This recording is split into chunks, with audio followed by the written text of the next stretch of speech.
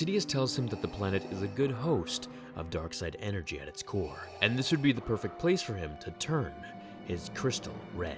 When you arrive on Mustafar, find the place where the dark side calls you.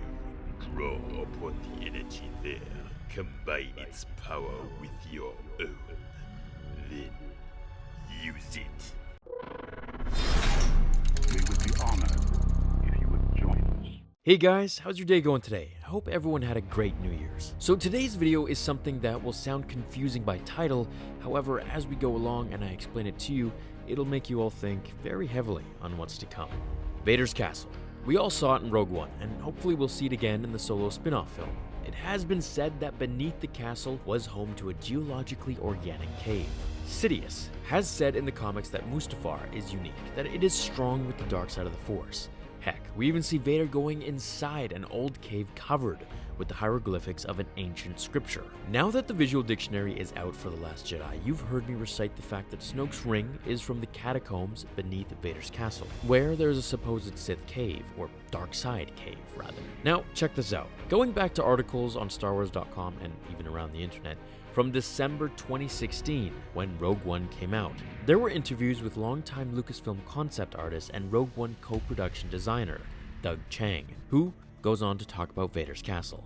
Here's what he had to say. One of the things we landed on early was this idea of a tuning fork, a twin tower kind of look. And it was really interesting, because then that started to give Gareth a lot of ideas, such as, well, maybe this structure is built this way because it is like a tuning fork. It's tuning the dark side in terms of the energy. And then we actually carried that even further to Jedha. The Jedha Temple, the tower there, mirrors this, but on the good side. So when you see the film, you can start to see, okay, Jedha had its own tower, which was configured like a tuning tower as well.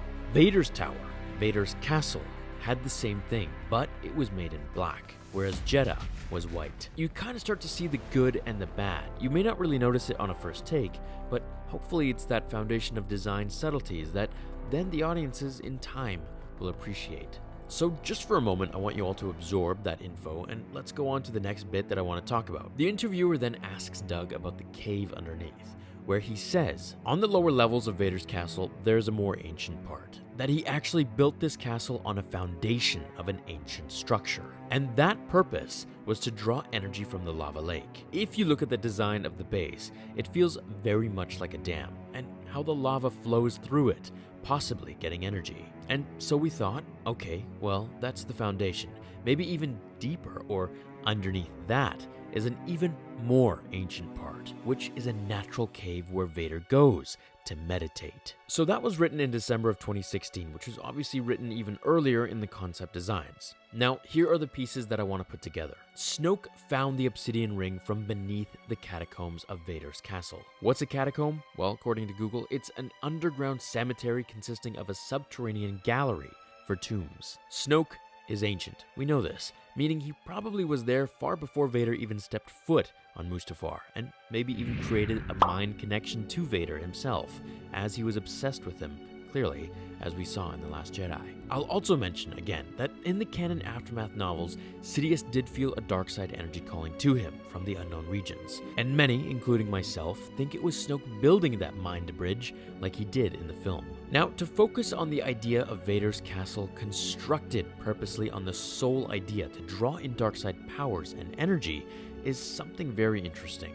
What could Vader be trying to call or summon? What would he do here in the depths of the planet below his castle where the lava river flows, collecting dark energy? I also like how the all-white Jedi Kyber temple mirrors Vader's obsidian black castle. However, as Doug Chiang calls it, represents the good versus the bad. Since Snoke is so interested in the light and the dark, and my theory of him being the prime Jedi split into two sides, light and dark, leads me to believe that he once gathered crystals or studied from the crystals in Jedha's temple, only to go to what is now Vader's and collect the obsidian ring which housed the crystal on it. Perhaps the crystal itself was pure to begin with, and he corrupted it to black. Perhaps the ring entirely belonged to Vader himself, or Palpatine for that matter, as we know that the Dwarti are inscribed on it. And the Dwarti, as mentioned in other videos, were those 4 statues that Palpatine collected in his office. There are so many theories about so many things. However, I do think that these spin-off films will get us so much more close to the unanswered questions that we're dying to know. Not to mention, I think the spin-off films like Rogue One and the soon-to-release Solo movie feel much more like the originals and are a lot of fun, returning us all to a more familiar time. There's a reason Vader's castle is said to be channeling something dark.